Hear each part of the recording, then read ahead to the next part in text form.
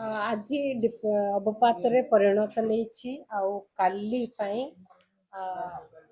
गभीर अवपात हबार संभावना रही बात्या रे परिणत होबार संभावना रही 28 तारीख रे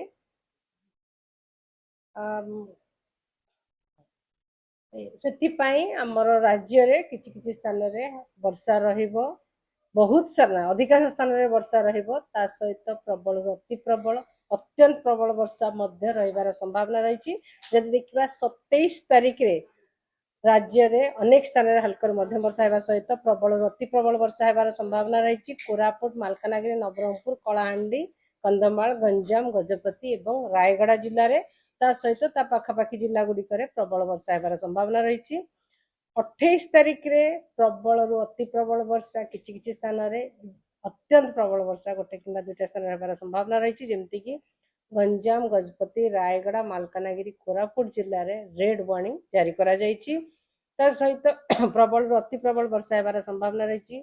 नवरंगपुर कलाहांडी कंधमाल नयागढ़ खोर्धा पुरी जिल्ला रे जोटा रे कि ऑरेंज अलर्ट जारी करा जायछि। ता सहित ता पाखापाखी जिला गुड़िक येलो अलर्ट भी जारी करा जायछि। 29 तारीख रे मध्य प्रबल अति प्रबल वर्षा किछि स्थान रे हेबा सहित अत्यंत प्रबल वर्षा हेबार संभावना रही गोटे कि दुईटा स्थान रे जेमति कि मालकानगिरी कोरापुट रायगड़ा नवरंगपुर एवं कलाहांडी जिल्ला रे प्रबल अति प्रबल वर्षा आमर बलांगीर नवरंगपुर बलांगीर नुआपड़ा जाज बौद्ध कंधमाल गंजाम जिले रही संभावना रही। सहित पाखापाखी जिला गुड़िक प्रबल वर्षा रही संभावना रही। 30 तारीख रे वर्षा कमिब वर्षा हार्डली गोटे कि दुईटा स्थान रे प्रबल वर्षा रही पारे जेमती कि झारसुगुड़ा सुंदरगढ़ संबलपुर देवगढ़ मयूरभंज एवं केउंझर जिले में किंतु सबुठ बेसी इंपोर्टेंट कथा होची 28 तारीख 29 तारीख रे वर्षा सहित पवन रहिबो पवन गति 60 रु 70 किलोमीटर पर आवर रहिबार संभावना रही। सहित झटका पवन 80 किलोमीटर पर आवर रहिबार संभावना अच्छी। गजपति गंजाम रायगड़ा कोरापुट आ मालकानगिरी जिल्ला रे ता सहित 50 रु 60 kilometre gusting to 70 kilometre per hour रहिबार अच्छी। पुरी खोर्धा नयागढ़ कलाहांडी कंधमाल एवं नवरंगपुर जिल्ला रे ता पाखापाखी जिला गुड़िक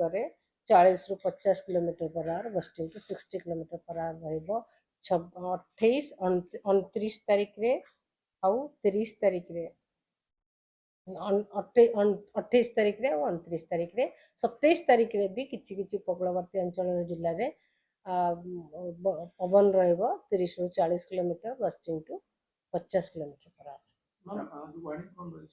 फिशरमैन वार्निंग रही समुद्र अशांत रु अत्यंत अशांत रहिबो आमर 26 तारीख संध्या रु 27 तारीख संध्या पर्यंत। ता परवर्ती टाइम रे 28 तारीख 29 तारीख बेलू समुद्र कंडीशन आहरी अधिका खराब हम से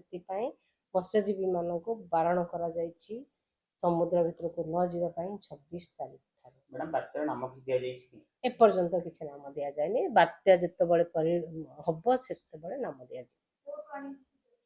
पोर्ट वार्निंग जारी करा जायछि। डिस्टेंट कशनरी सिग्नल नंबर 1 आमर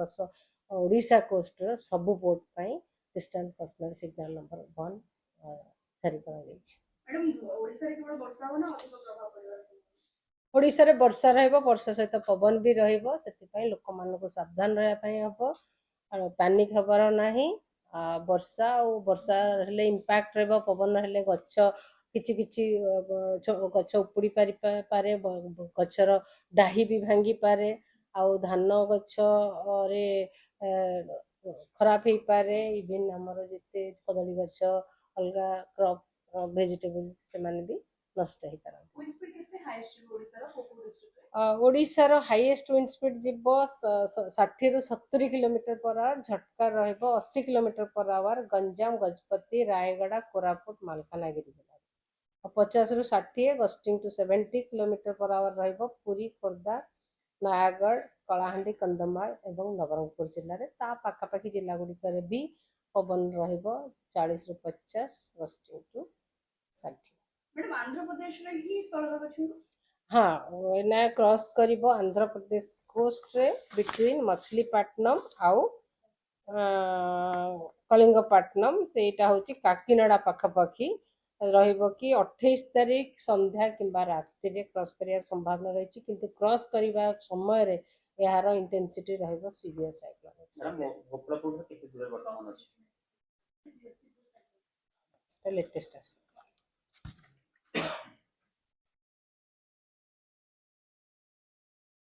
गोपालपुर सकाळे थिला 1040 एबे भी 1040 अछि ना लैंडफॉल वाला पर तार गति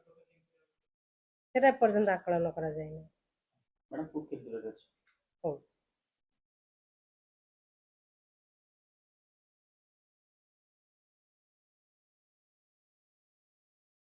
गोपालपुर रो दक्षिण दक्षिण पूर्व रे 1040 किलोमीटर दूर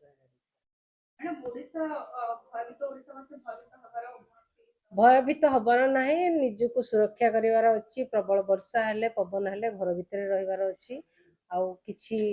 लोभ करिकि बाहर को जाई किरि हबार नाही सेति पय वर्षा किंबा पवन हेले लोक माने मोस्टली घर भितर रहबा दरकार पैटर्न और विंड स्पीड टा को दिन अधिक रहबो 28 तारीख और 29 तारीख रे अधिक रहे वर्षा भी विंड भी 28 तारीख 29 तारीख रे ही अधिक रहे बेसी प्रभावित गजपति